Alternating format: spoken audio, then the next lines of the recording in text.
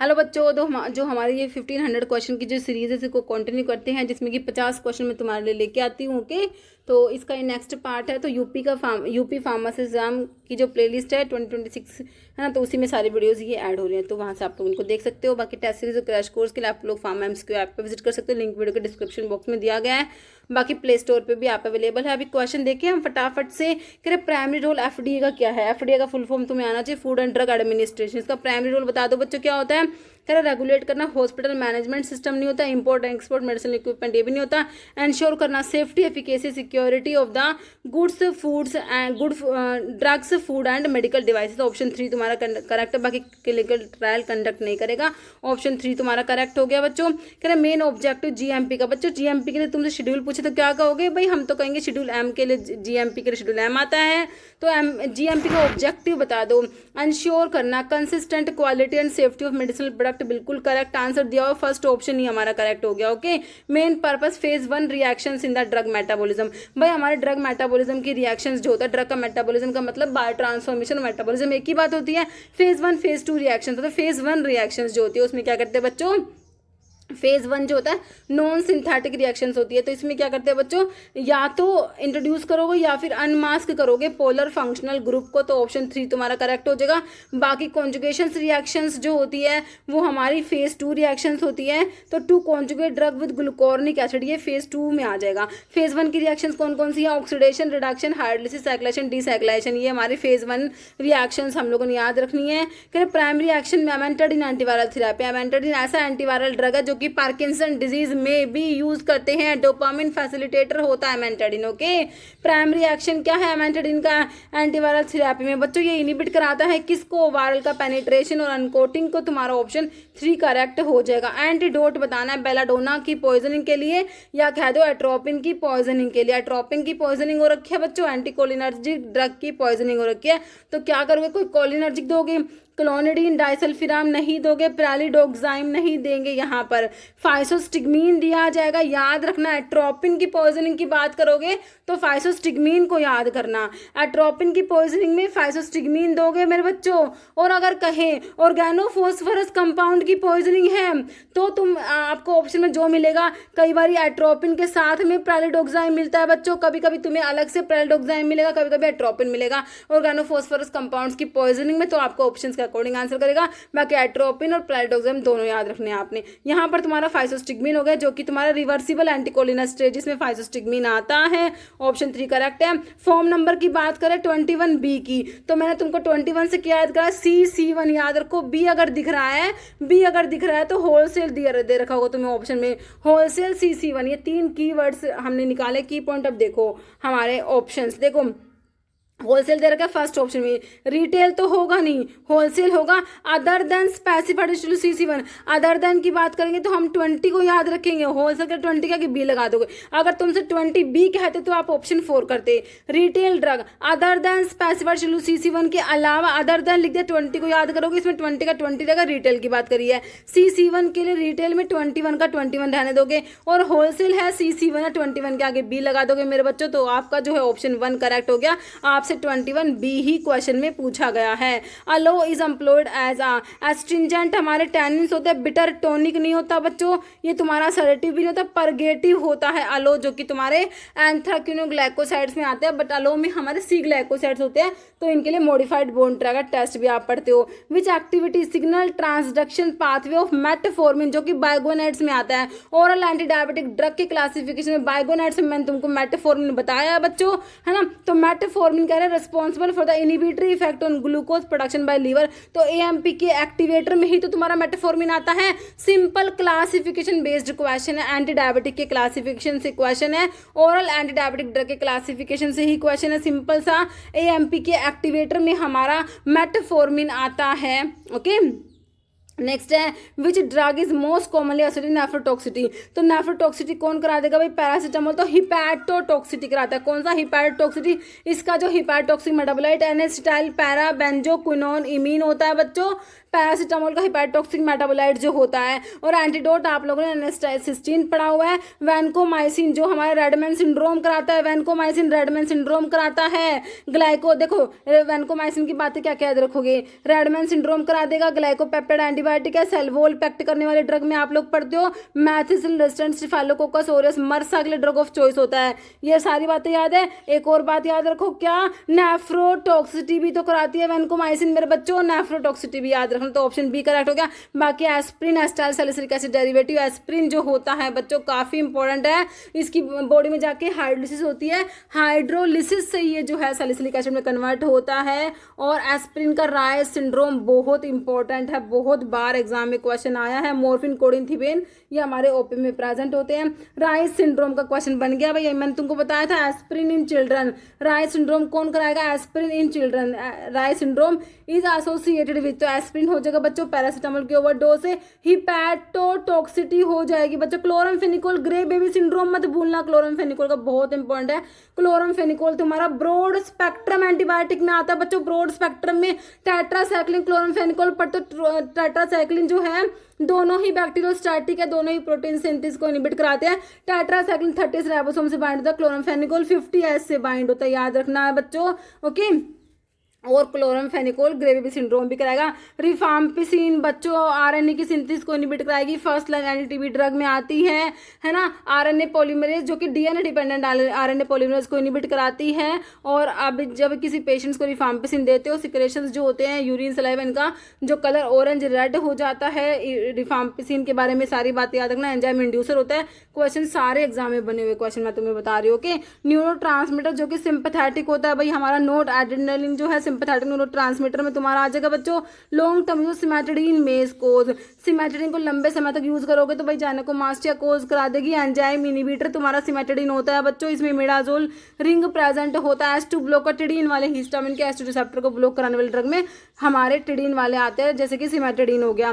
Fluoroquinolones में आपके floxacin वाली ड्रग जैसे कि लोमी फ्लोक्सासिन, सिप्रोफ्लोक्सासिन, ओफ्लोक्सासिन, स्पारफ्लोक्सासिन, सारे फ्लोरोक्विनोलोन्स है जो कि मेरे बच्चों डीएनए गायरेज को इनहिबिट करा रही होती है। तुम्हारे फ्लोरोक्विनोलोन्स क्या कराएंगे, डीएनए गायरेज को इनहिबिट कराने वाले ड्रग में क्या आते हैं, हमारे फ्लोरोक्विनोलोन्स आते हैं। Okay, penicillin G, benzyl penicillin जो कि नेचुरल है, एसिड लबाइल होता है, तो यहाँ पर ऑप्शन बी करेक्ट हो गया। In gram staining of gram negative, gram staining की टेक्निक होती है बच्चों, इससे आप पता लगाते हो gram positive gram negative bacteria के बारे में। इसमें जो प्राइमरी स्टेन होता है वो क्रिस्टल वॉयलेट होता है। उसके बाद आयोडीन जो होता है एज अ मोर्डेंट, हम आयोडीन को यूज करते हैं, डीकलराइजर के रूप में अल्कोहल को यूज करते हैं। उसके बाद जो काउंटर स्टेन होता है वो आप सैफरन यूज करते हो। अब जो ग्राम पॉजिटिव होते हैं वो तो वॉश नहीं होते, और जो है क्रिस्टल वॉयलेट से ही स्टेन रहते हैं, तो पर्पल या वॉयलेट कलर के होते हैं ग्राम पॉजिटिव। और ग्राम नेगेटिव जो है काउंटर अल्कोहल से वॉश होने के बाद, वो काउंटर स्टेन से स्टेन होने के बाद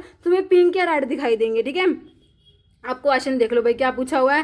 कह रहे gram staining of gram negative bacteria crystal violet iodine complex formed will be washed away after addition of, crystal violet iodine complex जो बनता है बच्चों वॉश हो जाता है जब तुम डीकलराइजर जैसे कि अल्कोहल को यूज करते हैं। ओके, तो यहाँ पर ऑप्शन डी करेक्ट हो जाएगा।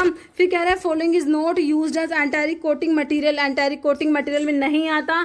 थैलेट वाले तो आते हैं बच्चों, एक्राइलेट पॉलीमर भी होगा, पैक्टिन नहीं आएगा, ऑप्शन सी करेक्ट हो जाएगा। और of the following statement about meglitinide के बारे में ट्रू है, एक को छोड़ के।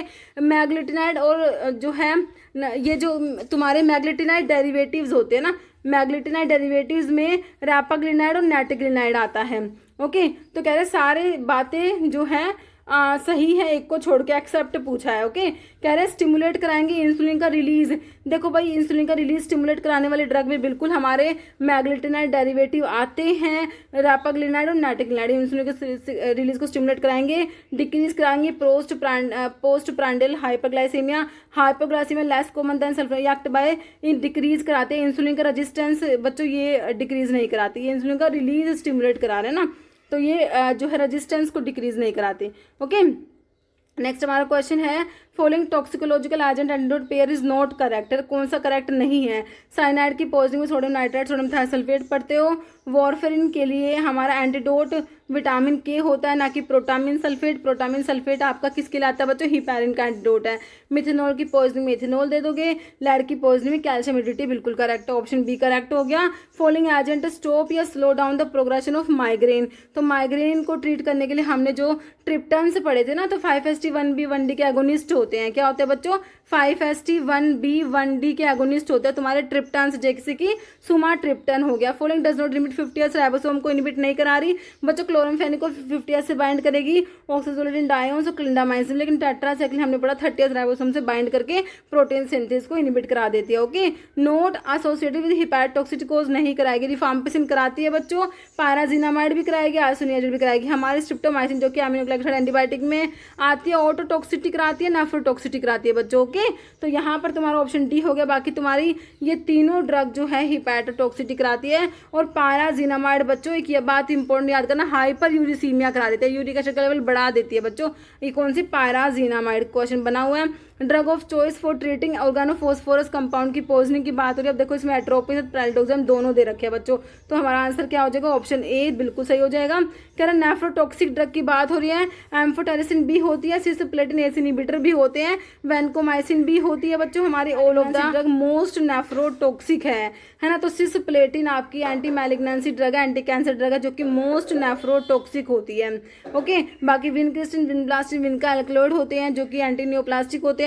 साइक्लोफॉस्फेमाइड जो आपके अल्काइलेटिंग एजेंट्स में आता है।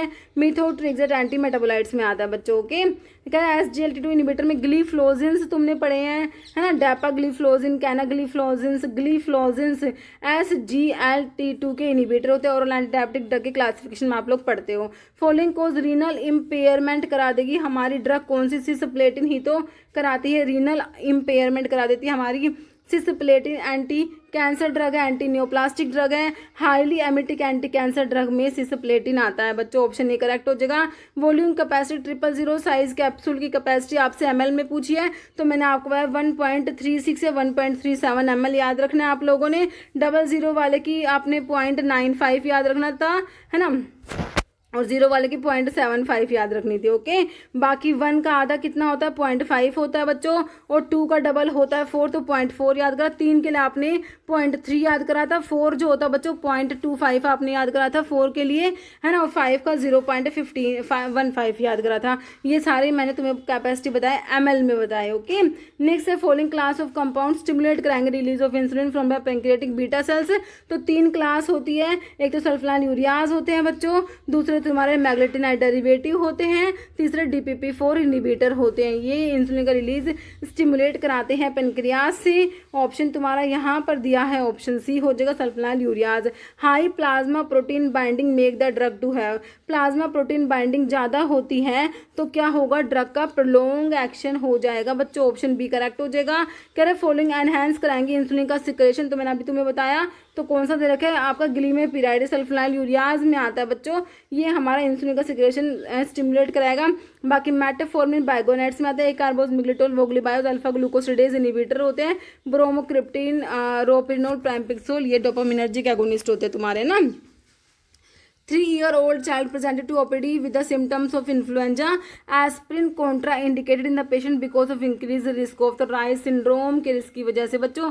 ऑप्शन डी करेक्ट है। Mutarotation refers to change in, इसका मतलब होता है change in the optical rotation. Mutarotation refers to change in the optical rotation. Okay, type of immunity acquired through vaccine. भाई तुम्हें वैक्सीन से कौन सी immunity मिलेगी? भाई हमें वैक्सीन से मिलेगी एक्टिव इम्यूनिटी मिलेगी, एक्टिव इम्यूनिटी मिलती है वैक्सीन से। Which organism is a vector for transmission? Plague के ट्रांसमिशन का वेक्टर होता है फ्ली, है ना। तो प्लेग का कोस्टिक ऑर्गेनिज्म तो येसिना पेस्टिस होता है, लेकिन इसको ट्रांसमिट करने के लिए एक वेक्टर होता है, वो कौन सा? फ्ली होता है। ऑप्शन 1 करेक्ट है। Cooperative business model is different from other business organisation because it is, है ना, तो इसका हो जाएगा owned and operated by its member for their mutual benefit. Okay, option 3 correct है। बायोकेमिस्ट्री में किसकी स्टडी होती है? बायो प्लस केमिस्ट्री, तो केमिकल प्रोसेस है in the living organism. Option 3 correct हो जाएगा बच्चों। हमारा रैंसिडिटी का मतलब बता दो क्या होता है? रैंसिडिटी देखो number of gram of iodine absorb by 100 gram of fat और ऑयल, तो ये तो जो होता है आपका अनसैचुरेशन का पता लगाओगे ना इससे, तो है ना कि भाई कितना अनसर्चन, कितना डबल बॉन्ड प्रेजेंट है। Defined as mg of KOH required to hydrolyze saponify 1 gram of fat, तो ये सैपोनिफिकेशन वैल्यू है। Hydrolysis of triglyceride by alcohol to produce glycerol and soaps, या term used to represent the deterioration of fat and oil resulting in unpleasant taste, option 4 correct है। Most common manifestation of type 1 hypersensitivity reactions जो होती है बच्चों, उसमें anaphylactic reactions आते हैं, तो anaphylaxis with airway obstruction correct हो जाएगा। कह रहे हैं कोस्टिव एजेंट फिलेरियासिस का वुच बैंक्रोफ्टी जो होता है फिलेरियासिस कोज कराएगा। साल्मोनेला टाइफाई जो है ये टाइफाइड कोज करा देगा बच्चों। वेर्सिला जूस्टर चिकन पॉक्स कराता है। क्लोस्ट्रिडियम टिटानी टिटेनस कोज करा देगा। ओके, नेक्स्ट क्वेश्चन है following is commonly use for disinfecting, drinking water को डिसइंफेक्टेंट करने के लिए बच्चों क्लोरीन को यूज करेंगे, ऑप्शन 2 करेक्ट है। Not classified as vitamin B series में साइनोकोबालामिन विटामिन B12 होता है, B1 थायमिन होता है, B2 राइबोफ्लेविन होता है। रेटिनोल इज विटामिन ए, तो बी सीरीज में नहीं आता। वोलेटाइल ओल जो कि क्लो में हमारा कौन सा होता है बच्चों, यूजिनोल प्रेजेंट है। क्लो का सोर्स है यूजिना कैरोफाइलेसिस, क्लो की फैमिली मिर्टेसी होता है, इसमें यूजिनोल प्रेजेंट होता है। Pregnancy test kit design to detect, तो इसमें HCG को डिटेक्ट करोगे। ह्यूमन कोरियोनिक गोनाडोट्रोपिन जो होता है HCG को डिटेक्ट करा जाता है। हेटेरोसाइक्लिक रिंग जो कि पिलोकार्पिन में प्रेजेंट है, कोलिनमेटिक एल्कलॉइड होता है, एज अ मेयोटिक ग्लूकोमा में यूज होता है बच्चों। इसमें एक तो इमिडाजोल रिंग है, दूसरी रिंग कौन सी है, डाइहाइड्रोफ्यूरान रिंग होता है। Precursor for biosynthesis tropine alkaloid का प्रिकर्सर आपका ऑर्निथिन अमीनो एसिड याद रखना, ऑप्शन डी हो जाएगा। All of the following drug induce cytochrome P450 except, तो भाई कीटोकोनाजोल तो इंड्यूस नहीं कराता, ये तो एंजाइम इनहिबिटर में आता है। बाकी फिनोबार्बिटोन इंड्यूसर है, रिफाम्पिसिन भी इंड्यूसर है, तो ऑप्शन ए तुम्हारा करेक्ट है। Following will produce constipation when used antacid, तो एल्यूमिनियम हाइड्रोक्साइड जेल कॉन्स्टिपेशन कराएगा बच्चों, ऑप्शन ए सही है। चेयरमैन डी टाइप के DGHS director general of health service है ना, director general of health service. Option C, how long after drug administration 75% drug eliminate from the patient's body if elimination half life 4 घंटे है। तो देखो एक half life में हमारी जो एक टी हाफ में 50% ड्रग एलिमिनेट हो जाएगी, मतलब 4 आपने हाफ लाइफ बताई 4 आवर्स, तो 50% एलिमिनेट होने में तो 4 आवर्स लगी। अब बची 50%, अब उसका 50% और एलिमेंट होगी, मतलब 25% और एलिमेंट होगी, तो 2 हाफ लाइफ में 75% हो जाएगी, मतलब कि 4008 घंटे में, ऑप्शन बी करेक्ट होगा। Okay, schedule T of the drug and cosmetic act prescribe GMP specification किसके लिए बताया था, GMP आसू ड्रग्स के लिए, ASU ड्रग्स के लिए, आयुर्वेदा सिद्धा यूनानी मेडिसिन के लिए, ऑप्शन ए करेक्ट हो गया। डार्सी लो जो होता है रेट ऑफ फिल्टरेशन के लिए हमारा डार्सी लो आता है बच्चों, फिल्टरेशन करेक्ट हो जाएगा, ऑप्शन बी हो जाएगा। Ka∆P/eta आपका डार्सी लो में, इसमें क्या होता है रेट ऑफ फिल्ट्रेशन किसके इक्वल होता है बच्चों, Ka∆P/eta, ईटा विस्कोसिटी और thickness of the filter cake, इन दोनों के इनवर्सली प्रोपोर्शनल ध्यान रखना है, इसके ऊपर भी क्वेश्चन बनता है ना। वॉल्यूम ऑफ फिल्टर रेट हो जाएगा, ये परमेबिलिटी कांस्टेंट है, Ka area of the filter bed, ∆P pressure difference on liquid and below the liquid, ये जो है ईटा विस्कोसिटी हो गया, और जो L जो है थिकनेस होता है फिल्टर केक का, तो इन दोनों फैक्टर्स के जो है इनवर्सली प्रोपोर्शनल ध्यान रखना, इसके ऊपर कई बार क्वेश्चन बनता है, इनके डायरेक्टली प्रोपोर्शनल हो गया। ठीक है बच्चों।